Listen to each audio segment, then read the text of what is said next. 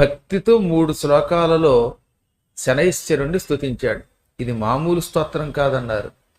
ఎంత సులభమైనదో ఈ స్తోత్రం, కానీ శక్తివంతమైనది. బాలుడైన పెప్పలాదుడు చేసిన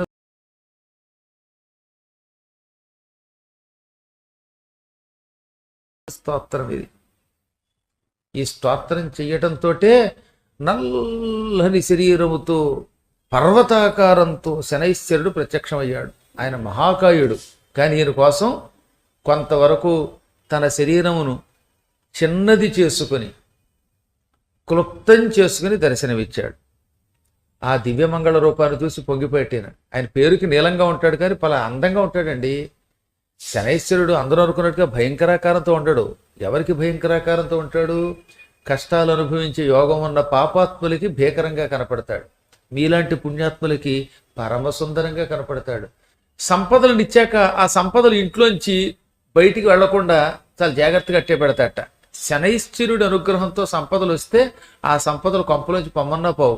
వీడు ఎంత గింజుకొని పక్కవాడికి క్రెడిట్ కార్డు డెబిట్ కార్డు ఇచ్చిన వీడి డబ్బులు వీడికి వచ్చేస్తూ ఉంటాయి. అంటే డబ్బు కంటే ఖర్చు ఎక్కువ పెడతారు.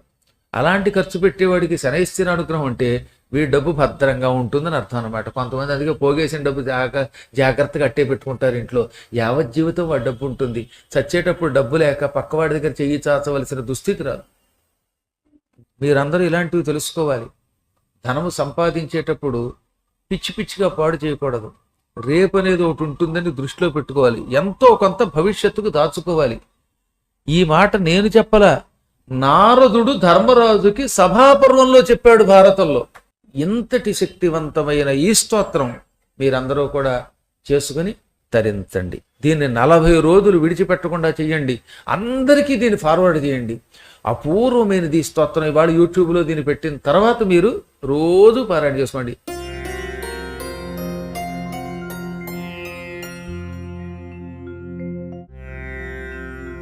కోణస్థః పింగళో బభ్రుః కృష్ణో రౌద్రోంతకో యమః సౌరః శనైశ్చరో మందః పిప్పలాదేన సంస్తుతః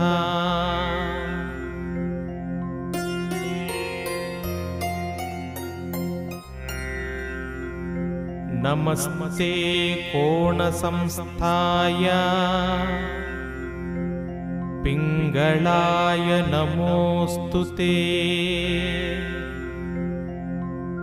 నమస్తే బభ్రురూపాయ కృష్ణాయ చ నమోస్తుతే నమస్తే రౌద్రదేహాయ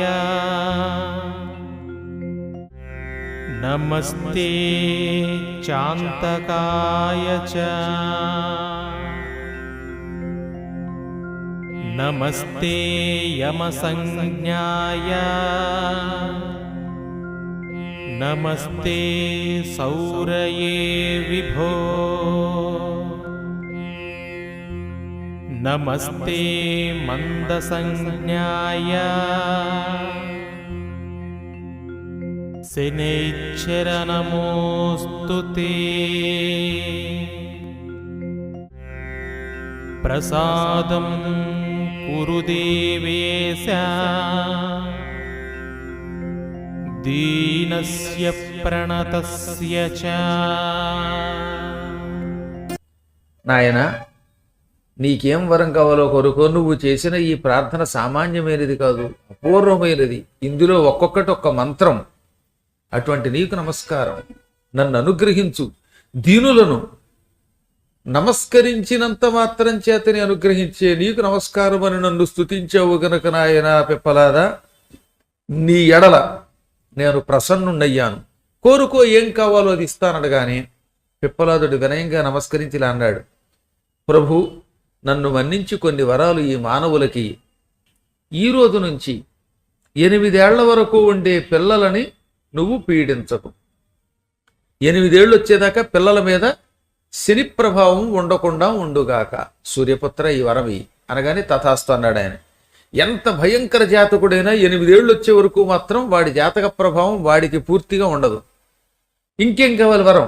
ఎప్పుడూ కూడా పిల్లల్నే కాక పెద్దల్ని కూడా ఈ స్తోత్రం చేసిన వాళ్ళని మాత్రం అనుగ్రహించు. ఒకవేళ వాడికి అష్టవశనం ఉందండి, అర్ధాష్టవశనం ఉంది, లేదా ఏళ్ళు నడిచానని చెప్పాను, లేదా జన్మలగ్నంలో శని ఉంది, అలాగే జన్మస్థానంలో 2వ స్థానంలో శని ఉన్నాడు, అలాంటప్పుడు అవతల వాళ్ళకి ఇబ్బంది. కానీ వాడు గనక ఈ స్తోత్రాన్ని భక్తితో చేస్తే వాడికి 90% వచ్చే నష్టం 10% ఉండాలి, మిగతాదంతా తొలగించు అనగానే వెంటనే ఆయన అన్నాడు, ఈ స్తోత్రమును విడిచిపెట్టకుండా 40 రోజుల పాటు 2 పూట్ల చేసినటువంటి వాళ్లకున్న ఏ శని దోషాలైనా తొలగించేస్తాను. వాడికి తలకాయ తెగిపోవలసినంత కష్టం వచ్చిన చోట నేను ఒక గోరు మాత్రమే పీకుతానన్నాడు ఆయన. అంటే ఈ స్తోత్రం చేసిన వాడికి కూడా శనిదోషం ఉంటుంది.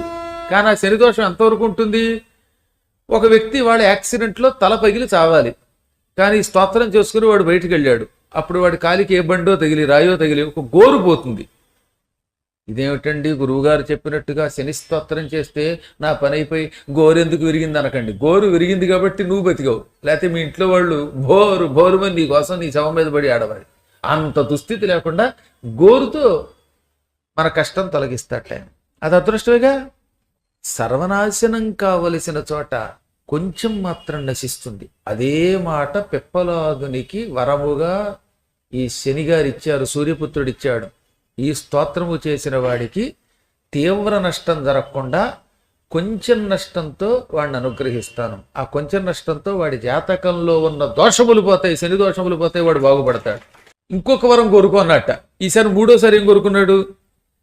ప్రొద్దుటే లేవగానే ముఖం కడగగానే స్నానం చేసినా చేయకపోయినా సరే ఈ స్తోత్రం ఉదయం పూట పఠించిన వానిని ఎప్పుడూ పీడించవద్దన్నట్ట. అందుకే సుప్రభాత కాలములో ఈ స్తోత్రము చేసిన వాడికి కూడా శనిపీడ రాదు. ఈ స్తోత్రంతో గొప్పది. దీన్ని కంఠస్థం చెయ్యండి, రోజు చదువుకోండి. కేవలం 3 శ్లోకాలు ఇవి. మీ మూడు బాగుండి 3 శ్లోకములు కంఠస్థం చేసి ఉదయం పూట స్నానం చేయగానే చదవండి. చకచక స్నానం చేయగానే ఉదయం పూట ఈ స్తోత్రం చదివితే అటువంటి వారిని శని ఎప్పుడూ పీడించనని వరమిచ్చాడు పిప్పలాదుని ద్వారా మనకి. ఇంకా ఇంకా అన్నాడు ఈ పిల్లవాడి మీద అభిమానంతో, ఈ స్తోత్రం గొప్పది గనక.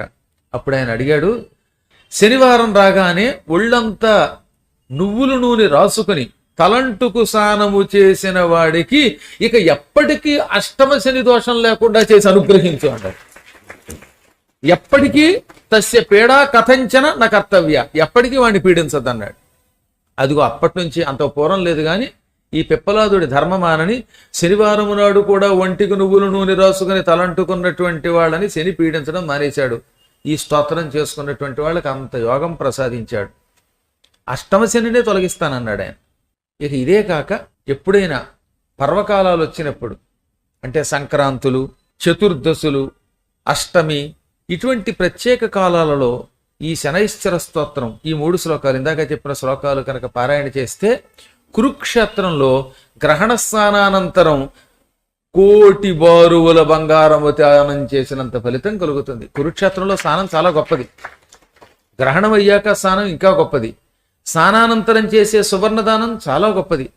చాలా పర్యాయాలు చెప్పాను మీకు. కురుక్షేత్రం ఒకటి, సౌరాష్ట్రంలో ప్రభాస క్షేత్రం, ఇటువంటి స్థానములలో గ్రహణ స్నానము చేసి బంగారము దానము చేస్తే మహాఫలితం వస్తుంది. అలా స్నానం చేసి దానం చెయ్యలేని వాళ్ళు గ్రహణానంతరం ఈ స్తోత్రం చేసుకుంటే నిజంగా బంగారం దానం చేసిన ఫలితం కలుగుతుంది. అలాగని దానం మానేమనిగా సుమ చెయ్యలేని వాడికి చెప్పాడు. ఇంతటి శక్తివంతమైన ఈ స్తోత్రం మీరందరూ కూడా చేసుకుని తరించండి. దీన్ని 40 రోజులు విడిచిపెట్టకుండా చెయ్యండి. అందరికీ దీన్ని ఫార్వర్డ్ చేయండి. అపూర్వమైనది ఈ స్తోత్రం. ఇవాళ యూట్యూబ్లో దీన్ని పెట్టిన తర్వాత మీరు రోజు పారాయణ చేసుకోండి.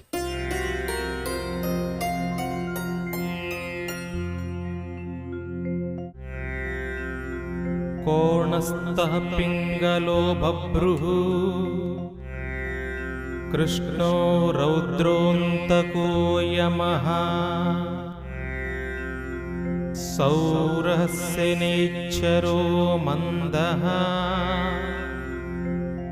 పిప్పలాదేన సంస్తుతః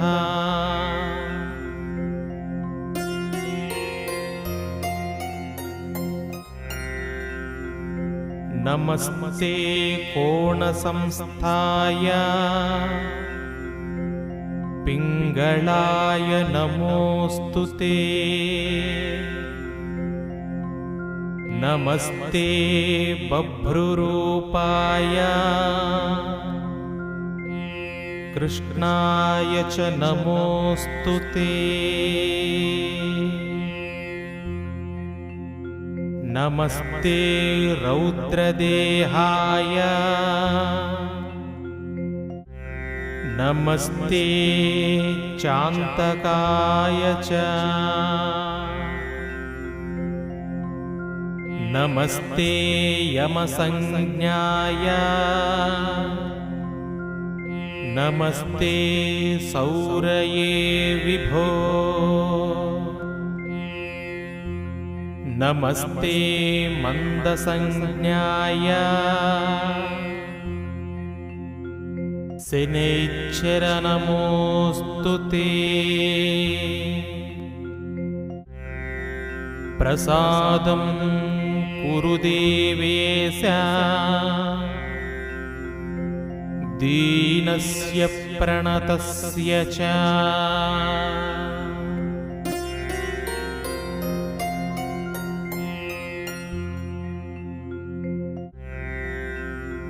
कोणस्थः पिङ्गलो बभ्रुः कृष्णो रौद्रोऽन्तको यमः। सौरः शनैश्चरो मन्दः पिप्पलादेन संस्तुतः।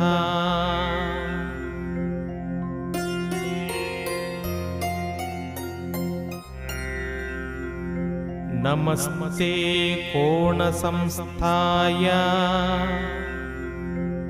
पिङ्गळाय नमोऽस्तु ते।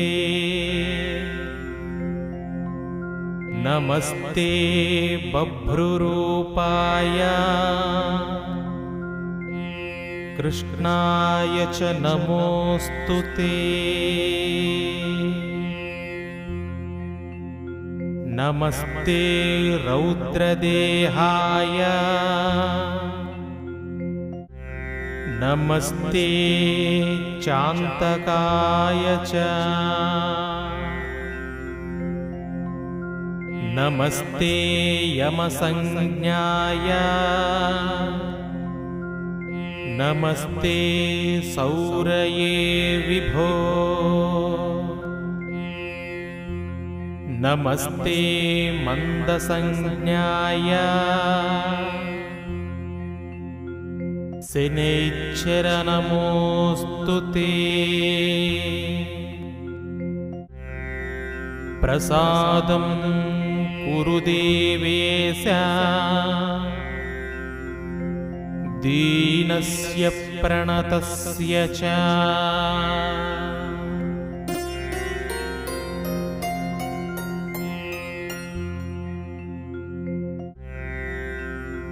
कोणस्थः पिङ्गलो बभ्रुः कृष्णो रौद्रोऽन्तको यमः। सौरः शनैश्चरो मन्दः पिप्पलादेन संस्तुतः।